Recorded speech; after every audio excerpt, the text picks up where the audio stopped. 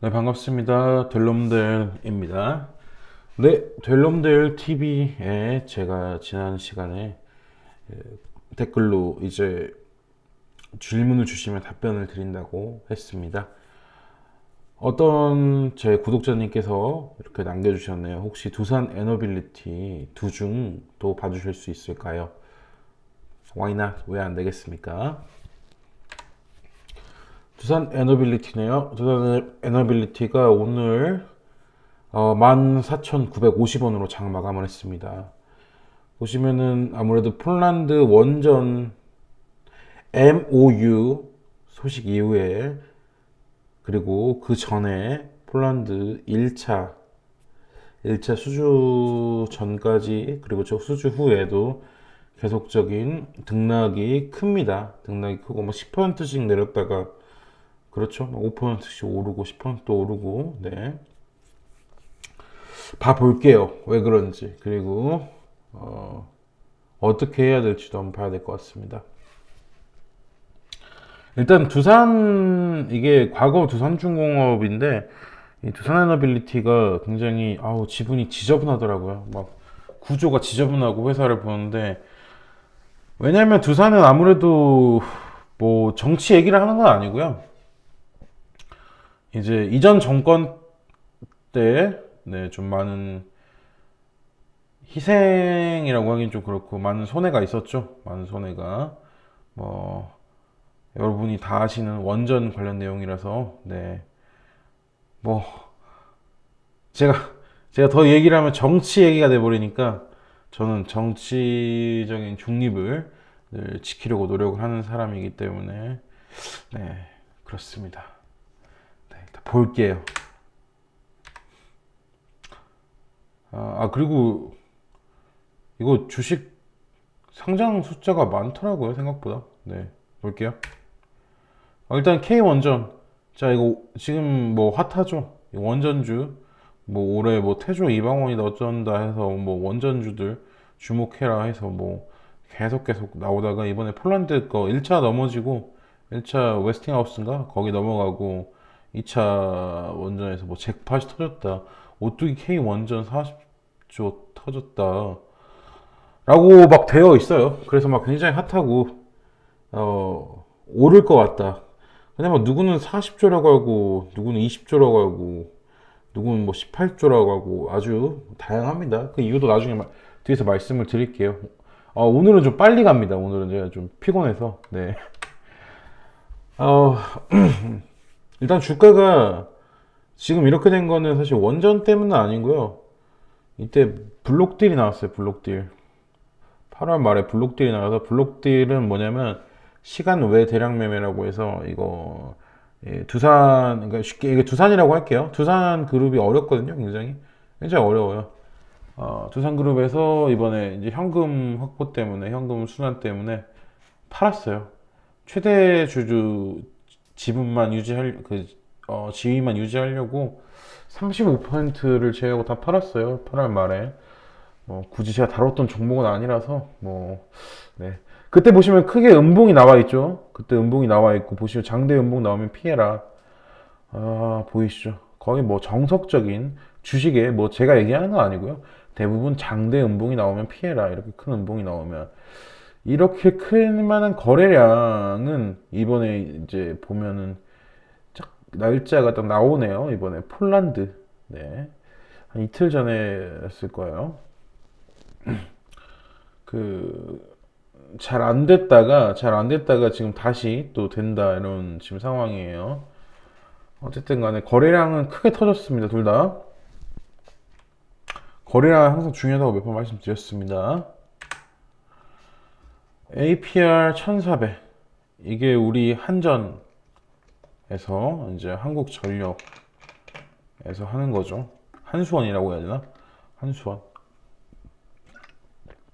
이 바라카 너무 깊게 얘기하면 안 되는데 아무튼 뭐 바라카 UAE라고 아랍에미리트라고 있어요. 뭐 저를 오래 아시는 분들은 대충 아시겠지만 저는 아랍에미리트에 좀 오래 있었습니다.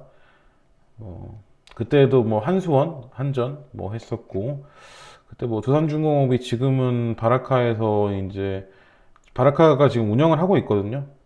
지금 바라카 원전이 돌아가고 있는데 계속 이제 시설 보수라든가 이제 운영 관리를 해야 되는데 그거를 두산중공업이 맡고 있어요. 이 APR 1400이 수주가 된다면 두산에게는 큰 수혜가 맞습니다. 근데 저는 이제 좀 한 가지 늘 좀, 이 원전이라는 거는, 이렇게 쉽게 되는 게 아닙니다. 그러니까 이게 된다, 안 된다를 떠나서 제가, 제가 이제 바라카 쪽에 이제 갈 일이 있었거든요. 이제 뭐 너무 깊게는 얘기를 안 드리겠습니다. 물어보지 마시고요. 네. 바라카 같은 경우에도 2009년도, 2008년, 2009년도에 이제 그 수주를 했고, 뭐 그 전에도 계속적으로 뭐 된다 안 된다 엄청 싸움이 많았고, 제가 기억하기로는 그리고 2013년도에 착공하고 2017년도에 겨우 돌렸죠. 겨우. 이것도 이거 얘기해도 되나? 이거 모르겠어요. 저도 이제 뭐 현장은 아니고 어쨌든 간에 뭐 저도 뭐 좀 조금은 아는 내용인데 뭐 저도 뭐 직접적인 관계자는 아닙니다. 그때도 막 되게 말이 많아요. 어쨌든 간에 이게 말이 많고 실제로 이게 원전이 가동이 되기까지는 약 10년이 걸립니다. 10년. 뭐 그때보다 기술력이 좋아지고 그때보다 규모가 뭐 작아졌다고 하지만 그 규모라는 건 그 원전의 규모 요즘은 이제 소형 원전들이 유행을 하니까요. 뭐 글쎄요 이게 쉽지 않아요. 제가 이게 단기적으로 해결되는 문제는 아닙니다. 물론 주식이라는 게 기대감을 먹고 성장 올라가고 내려가고 이런 반복을 하는 건 알고 있습니다.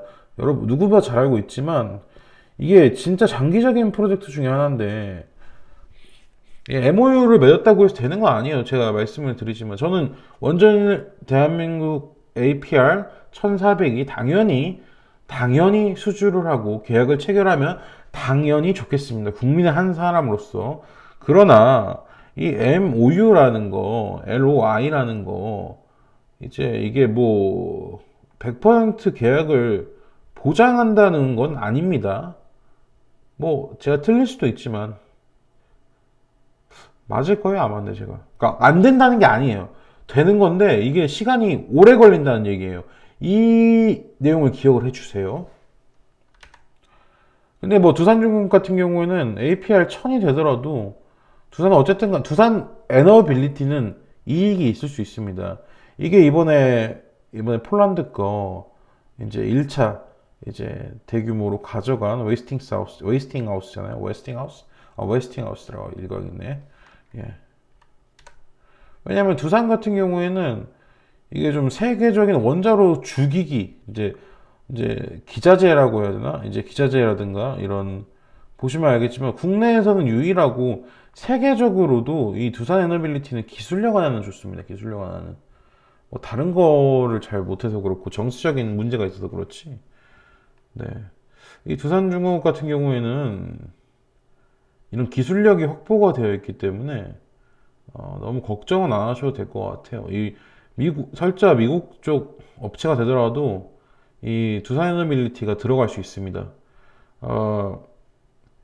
이건 좀 비하인드 스토리인데 예전에 UAE 바라카 같은 경우에도 그 미국 쪽에서 참여를 했어요. 참여를 했고 이제 왜냐면 원전 기술력이라는 게 우리나라가 예를 들어서 단독으로 뭐 계약을 했어요. 그렇다고 해서 우리나라가 모든 원전에 필요한 그런 시설들을 만들 수 있는 능력이 있진 않거든요. 뭐 그렇다 보니까 국제적으로 글로벌하잖아요. 또 다른 나라에서 다른 국가에서 그만한 기술력이 있으면 당연히 지원을 받고 계약을 해서 수주를 올리는 겁니다. 제가 생각한 두산 에너빌리티는 그런 종목입니다. 이 원자로 죽이기가 특히나 세계적인 수준이기 때문입니다. 이 UAE 바라카 얘기를 다시 하는데 이때도 두산 에너빌리티, 당시엔 두산중공업이었죠. 팀코리아 참여를 했고요. 기자재 공급 참여한 거를 제가 확인을 했고요. 이 사진 보니까 되게 감회가 새롭네요. 또 최근에 2020년에는 미국 뉴스케일 파워 이거 파워 네, 뉴 기기 공급사로 또 참여가 되어 있습니다. 그 외에도 이 두산 에너빌리티의 이 원전 이제 주기기라든가 기자재의 기술력은 세계적인 수준입니다. 세계적인 수준으로. 너무 그 원전에 관련해서는 아까 말씀드린 것처럼 당연히 우리나라가 되면 더 좋지만 미국 기업이 되더라도 아니면 다른 나라 기업이 저는 지금 두산 에너빌리티만 얘기를 하는 거니까요. 네. 다른 나라의 원전 현장에도 두산 에너빌리티는 충분히 들어갈 수 있는 확률이 높다. 세계적으로 SMR 이게 뭐 소형 원전이라고 하더라고요. SMR이 추세가 되고 있으니까 또 그에 대한 기술력이 있는 두산 입장에서는 원전 쪽은 계속 좋아질 일만 있다고 생각을 합니다. 뭐 반대로 뭐 만약에 뭐 다른 얘기지만 뭐 만약에 이제 만약에 조금 어렵다면 그 예를 들어서 뭐 원전에 그 뭐 약간 APR 1400이 이제 수주가 되지 않으면 네 그리고 한국 기업 한전이라든가 한수원이 수주가 되지 않으면 이 기업에 따라 다르겠지만 이제 영향을 타격을 받을 수도 있겠죠. 네 참고만 해주십시오. 네. 일단은 두산 에너빌리티 같은 경우에는 이 재무만 봐도 예전보다는 훨씬 나아진 모습을 보여지고 있습니다. 확실히 보여주고 있어요. 지금 보시면 2019년도, 2020년도 매출액, 영업이익 보시면 되는데 뭐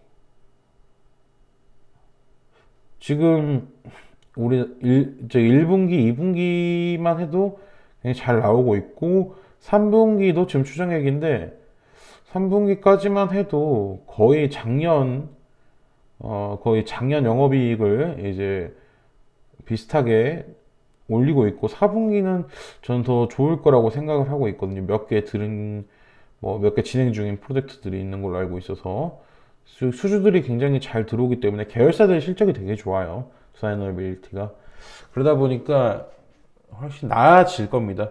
그러나 워낙 오랜 시간 동안 굉장히 고통받은 그런 뭐 재무구조라든가 이런 게 좋지는 않습니다. 대표적으로 몇 개 볼게요. 두산 에너빌리티가 자꾸 중공업이라고 하네. 올해는 뭐 사우디, 아람코 주단조 공장, 그리고 뭐 해수 담수화 플랜트, 그리고 해외, 이거 국가를 까먹었는데, 해상풍력 쪽은 뭐 최근에도 뭐 뉴스가 나오더라고요. 이 기술력들은 확실히 있습니다. 제주도에서 한 게 있고 해외에서도 한 개 땄을 거예요. 그리고 또 제가 알기로는 사우디 쪽에 하나 더 한 걸로 알고 있습니다. 지금 어쨌든 간에 계속적으로 이 원전만 있는 건 아니에요. 뭐 풍력 발전도 있고 담수화도 있고 굉장히 많은 산업군에서 이제 두각을 나타내고 있는 에너빌리티입니다. 계열사들 실적이 좋고요.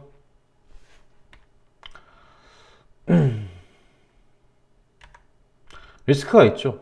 아까 초반에 얘기했던 것처럼 되게 뭐 아이러니하지만 재무 구조가 나아졌지만 이 두산 에너빌리티 같은 경우에는 워낙 몇 년 동안 거의 한 4, 5년 동안 바닥만 보고 있었기 때문에 실제로 뭐 원전 같은 경우에는 우리가 아는 것처럼 다 날라갔고요. 다 날라갔었고 뭐 기존에 계약된 거 외에는 신규 계약이 없었고 일단 이런 규모의 기업들은 결국에 신규 계약이 들어오면서 돈의 순환이 돼야 되기 때문에 그게 아니면 사실은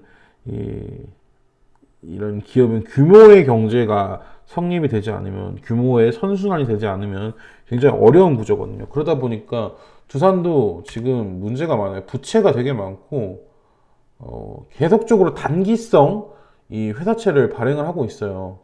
제가 이거는 조금 말씀을 드려야 될 것 같아서 왜냐면 이게 좀 심각한 문제일 수도 있는데, 물론 지금 상황이 되게 좋아지고 있어서 이게 잘 해결될 수도 있습니다. 그러나 두산 같은 경우에는 이 그룹 자체가 굉장히 어려운 시기를 겪고 있기 때문에 이 단기성 회사채라든가 이런 부분이 조금 걱정이 됩니다.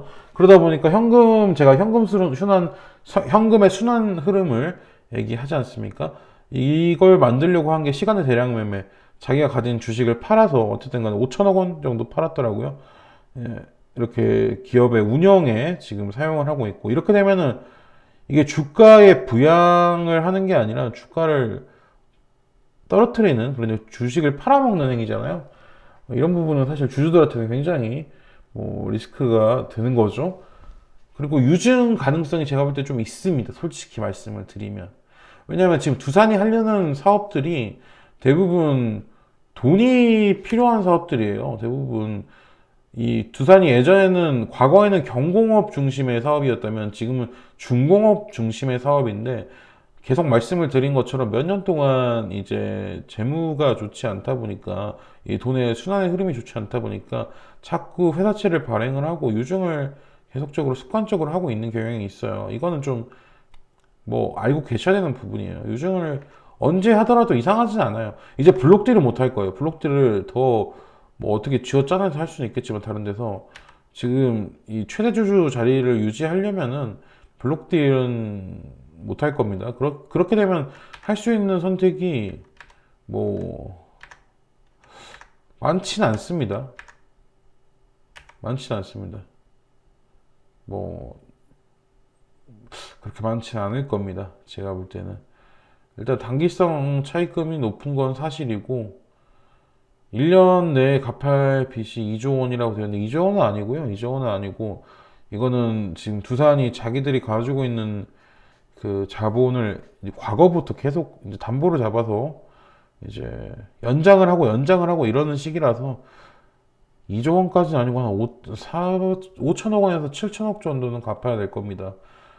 두산이 지금 좋지가 않아요. 좋지가 않은데 아직은 여전히 점점 좋아지겠죠. 여러분이 이제 사신 종목이니까 알고는 계셔야 되지 않을까요?